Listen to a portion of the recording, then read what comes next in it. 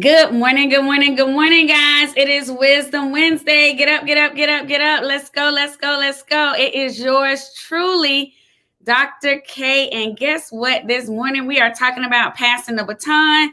So as you guys come on, do me a huge favor. Go ahead and like and share for me. Good morning, good morning, good morning. I pray that all is working out well with you guys, that you are having a great day already as I am up. Anytime I'm up in the morning, it is a great day. So good morning, good morning, good morning. Thank you guys for tuning in with me and being with me. Good morning, good morning, good morning. Hey, Sherry. Good morning, good morning, good morning. Do me a favor and like and share as you come on. Hey, Gifty. Good morning, my love. Good morning, good morning, good morning. Hey, Christina. Thank you guys for tuning in. So, I wanted to make sure that everybody was aware that they can also tap in on YouTube as well as Facebook, because we are on YouTube as well. And that is at the Freedom by Design Movement. Again, that's at the Freedom by Design Movement. So good morning, everybody. Good morning, good morning, good morning. So I know you see our topic this morning flying across, and it says passing the baton. And you're probably saying, well, what is she talking about, passing the baton? What does that mean? So what does it mean to pass the baton? This morning, we are going to talk about generational curses. Yes, generational curses, because, we see people, we hear people all the time talking about it, and it had been in my spirit for a minute. So this morning when I woke up on the God Zone, good morning, Mama Tony, good morning, good morning. And when I woke up this morning and I heard my sister Simona on the God Zone and she was talking, I said, okay, Lord, that was a confirming word, because he had it in my spirit for a minute. So this morning we are talking about generational curses. So let me get myself ready. So, as God downloaded it into my spirit, I said, okay, I need to look this thing up, because there are so many people that speak on generational curses, and they talk about it when it's a convenient time for them. So I wanted to make sure I had a real good perspective on exactly, what that thing meant, so I can understand. Because sometimes we see people and be like, oh, they just like, it must be a curse over that family because they all did this, that, and the third. And I said, okay, Lord, I need you to break this thing down for me. What exactly? Good morning, Deborah. Good morning, Michonne. Good morning. Good morning. Hey, Tanisha. Good morning. Good morning. Love you too, Tanisha.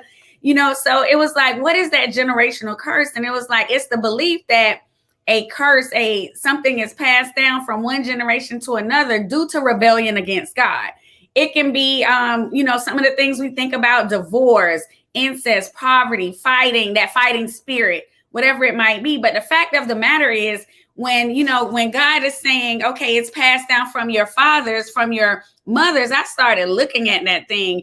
And what jumped to me in my spirit was, of course, it was Deuteronomy 30, as you see right here. And it says, the heavens and the earth as witnesses against you that I have set before you. So I'm like, okay, life and death, blessings and curses. And now you get to choose. So now choose life so that you and your family may live.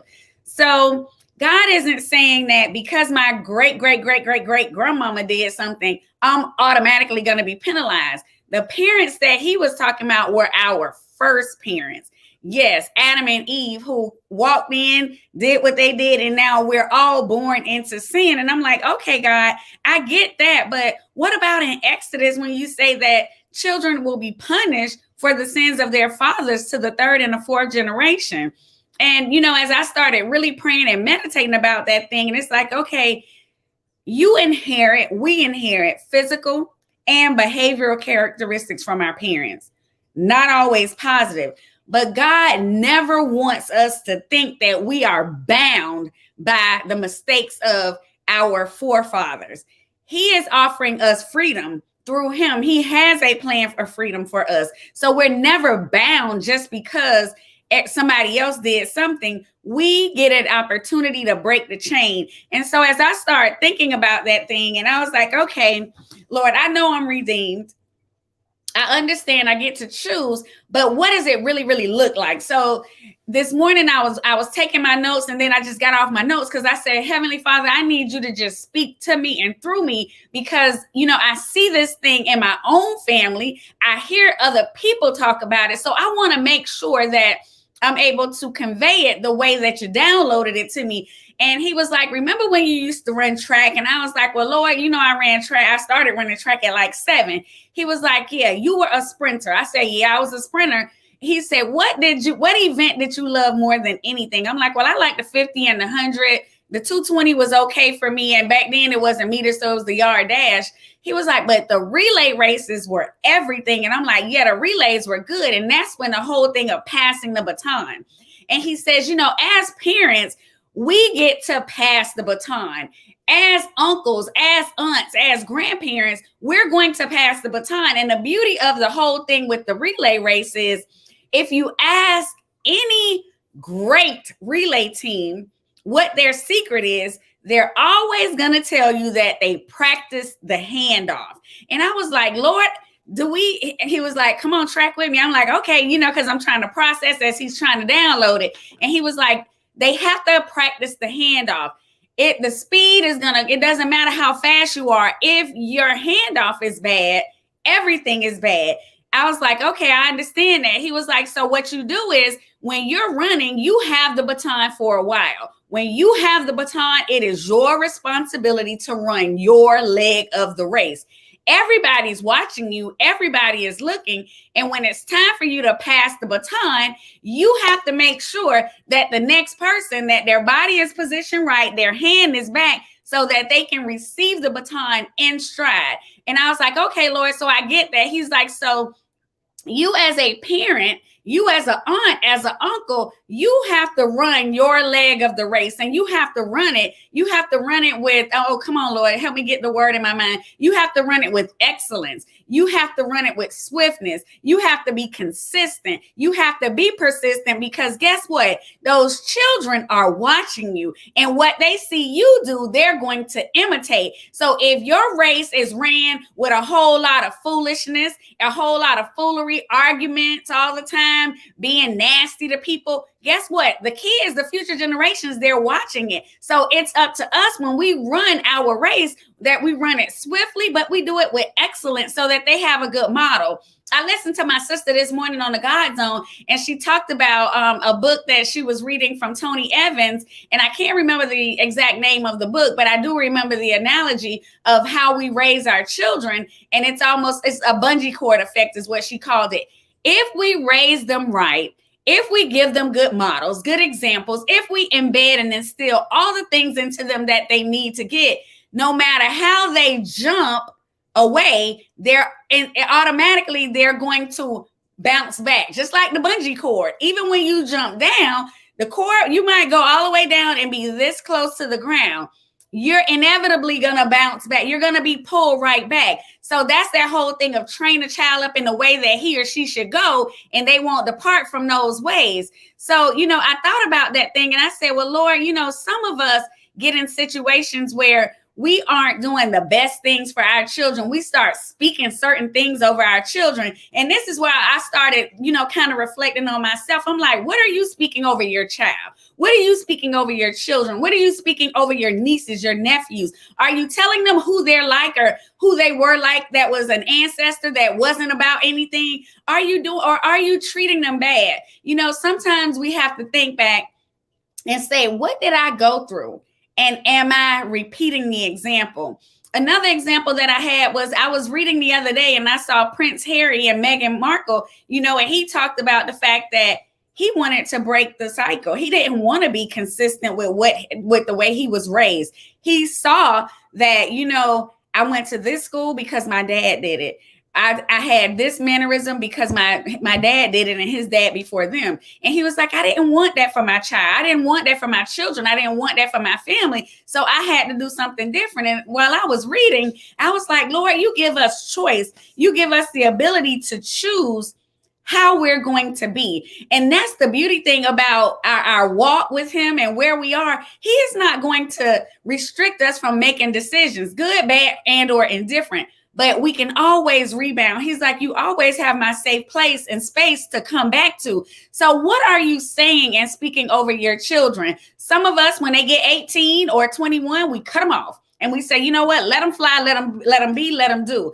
But no, God is saying, I gave you the gift, which is the child. It's mine ultimately, always has been mine, but you have to do your part. You have to do some things. We have an obligation when we see our children, our nieces, our nephew, other people's children that we don't even know, when we see them going off path, we're supposed to say something. We're not supposed to sit back and let them fail. That's not why he called us. We do have an obligation. And all of this with the generational curses, we have to come against it with our mouth. We can speak it. We can call that thing out. I'm not saying demean anybody. I'm not saying talk about anybody's family. I heard Ruth though talk about we got a war. We got a war for our children. We got to get on our knees. We got to get in our closets. We have to pray very differently because there are some things, I'm not going to call them generational curses. There are some attributes that certain families might be known for. They might be known for always having loud mouths, always fighting. This generation came up to the junior high school fighting. They came back with their auntie, their mama, a whole car. Everybody jumped out. Everybody want to fight. We get to change that thing. We get to stop that. It's time for us to make sure that we are ready to pass the baton, that we're training, that we're getting ourselves. That's right, Nora. We got to be the game changer for the next generation because they're watching us. They're looking at how are they going to move? What are they doing that's going to be different? You know, we got to make sure that we are ready. So stop saying you're going to be just like your daddy, or you know what, this is what it is because my whole family, we didn't do anything, or everybody in my family, we drove the bus. Okay. It don't matter that everybody drove the bus. What about the fact that it might be time for you to own the bus company? How about that? What about, okay, well, everybody in my family, nobody ever went to college. Okay, well, there are many different platforms and many different ways for us to learn. It might not be traditional college. Perhaps it might be online. Perhaps it might be something different. It doesn't matter that everybody before us did something different or did something the same. It's time for us to be the game changer. Are you practicing your handoff? That's my question this morning. Come on now, David. I see you in the comments.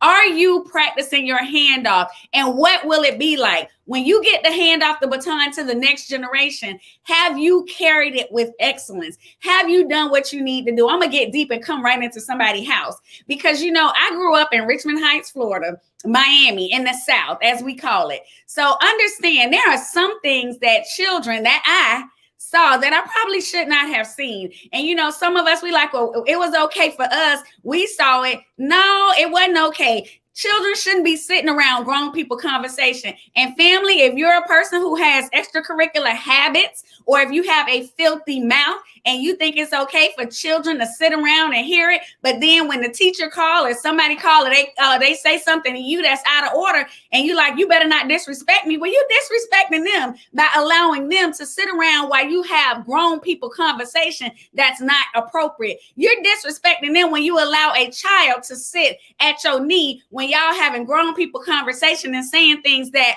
are inappropriate, or if you smoking and the child is there, well, they gonna see it anyway. Well, they don't need to see it from their mama or their auntie. Let them see it outside, not in the house. Let them not walk in the house and see all kind of stuff and paraphernalia sitting on the table and think that that's okay. It's not okay. It's time for us to pass the baton differently. It's time for us to get ourselves together. We wonder why our daughters talk reckless. We wonder why they go back and forth with us, because you went back and forth. They see you do it with everybody. Why wouldn't they do it? Because they feel like it's okay. We have a responsibility when we have the baton. Family, you got the baton in your hand. At a certain point, you're going to have to pass the baton. What are you passing? Stop talking about generational curses when you are contributing to the foolery. It's time for us to make it look different.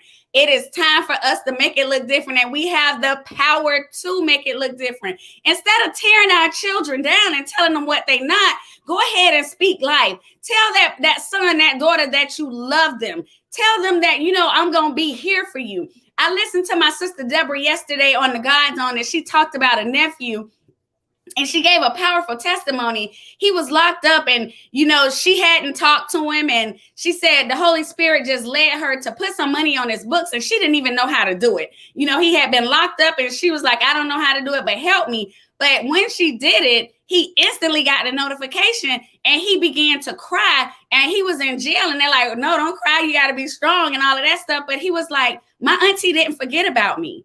Again, you got the baton in your hand. You should be practicing excellence so you can pass it off. Don't talk about these kids not going to be about nothing. Our next generation is not going to be about nothing. When it's time for you to pass the baton, I don't know who I'm going to pass it to. We have an obligation right now to assist them. We have an obligation right now to be good role models. We have an obligation to stop what we're doing and have the conversation. When the phone rings, stop sending them the voicemail. When the phone rings, stop telling them you'll get back to them. Stop what you're doing and have a conversation. And I'm going to tell you, I used to be real good for that. My son would call and I would just send the voicemail and say, oh, I'll call you later because I was in the middle of what I thought was important. And God had to tap me on my shoulder and say, baby girl, what's more important than the gift that I gave you? And I said, Lord, you know what? You're right. So I make sure when I'm doing whatever it is, if I'm at work, it's like, hey, are you okay? I'm at a meeting, but I can step out. Or I stop and I listen and I hear whatever it is, because sometimes that's the only time that they're going to talk. So you got to make sure that you're listening. You got to make sure that you're listening. You got to make sure that you're listening. And then D, absolutely. Then you're going to speak life into them, but you got to listen to what they say first. Don't listen and try to formulate and tell them what you did. We got to listen first. So that thing just hit me different. Yes, Nora, we got to look in that mirror. We have to see the role that we play. No matter which direction your children, child, niece, nephew have gone, we did play a role in it. We have played a role in it. If it's, oh my God, I can't believe they're gaining so much weight. Well, what are you cooking at home? I can't believe that they don't participate in sports. Well, what events have you taken them to? Because now so many of us, we're like, well, I don't have time to be sitting at the park for hours and hours. I don't have time to do this. I'll drop them off. And they're like, if it ain't important to you, why is it important to me? Because you're dropping me off at the park and you don't know who's speaking life into me. You don't know who the coach is. The coach is a volunteer, but you just dropping me off and you going to run your errands and not sitting there. I remember sitting out in that sun days. I remember sitting at that park all day. It's hot. We sweating, but I can't have anybody speaking into my son. I need to be able to be there. So if the pieces fall, I'm there to help him figure out how to pick them suckers back up. I'm there to guide him, to nudge him, to say, we're not going to quit when they lose, or if they win, how to win with honor and respect and not be rude and all of that. So what are we doing? Yes, Pastor Jerry, we have to listen to them. We got to listen to them. Our kids have so much to say. You know, when we sit back and we look and, oh my goodness, I don't know if when I get old, are they going to be able to take care of me? Did you teach them to? Did you honor your mother and father? Did they see you taking care of your uncles, your aunts, your mother, your father, your grandmother? Or did they see you just drop in when it was convenient? Come on now, we got to break it. And God says you can't only break it. I'm going to help you shatter it. I'm going to help you shatter it so it never rears its ugly head. But you got to be willing to pick that mirror up and look and say, you know what? Am I practicing so that so my handoff will be crisp? Or am I going to fumble when I get ready to hand off? Because then it's too late because I've done all of these things. And God is saying right now, this is the time for us to practice. This is the time for us to be good examples. Because remember, in that relay race, everybody is watching until that fourth leg crosses the finish line. Everybody is watching. When you hear the commentators, they're critiquing the handoff. They're looking to see how much ground is being gained. So it's always a way. It's always an opportunity for ground to be gained. When we come around those curves, it starts to look different. So we're going to come around some curves of life. We're going to have some straightaways of life. But we get to lock arms with our Father. And we get to run the race differently. Yeah, we might have made some mistakes, but it's not about the mistake. It's how we rebound from the mistake. It's about having that real, relevant conversation with our children. Stop sugarcoating it. Stop trying to act like we're perfect. We're not. It's nothing wrong with saying, you know what, baby, mama didn't do that right, but this is how this should have went. And next time I get an opportunity, this is how I'm going to handle it. They got to see. You can't expect them to read the Bible and they ain't never seen you read it. You can't expect them to have faith and they never saw you exercise faith. You can't do it. It doesn't work like that. Where do you go when you see problems or trouble? Do you go to your knees? Do you pull everybody together and pray? Or do you pick up the phone and you call somebody to get you out of the situation? When your finances are looking shady, do you go to one of these payday loan advance situations? Or do you get on your knees and say, Lord, I have faith that you're going to make this thing look different? Or do you go to a loan shark? Or do you go to these different things? Or do you wake up every Friday? Are you spending $50 to $100 buying lottery tickets? Come on now. I'm not speaking on stuff that I don't know about. Come on now. Are we doing? Is that what we're showing them, that our financial legacy is going to be a hope, a wish, a dream? Or are we showing them, hey, you can own your own business. Hey, you got to put a plan in place. Hey, you can do something different. What are you showing them? We get to break the generational curses. We get to make it look different. We get to be the change agent. So today, family, I'm going to ask you, let's look in the mirror. I'm not perfect by no means. I have a lot to work on. I make sure that I look in the mirror every day. And then I even go a step further and say, God, show me. Because when I look in the mirror, I'm only seeing sometimes what I want to see.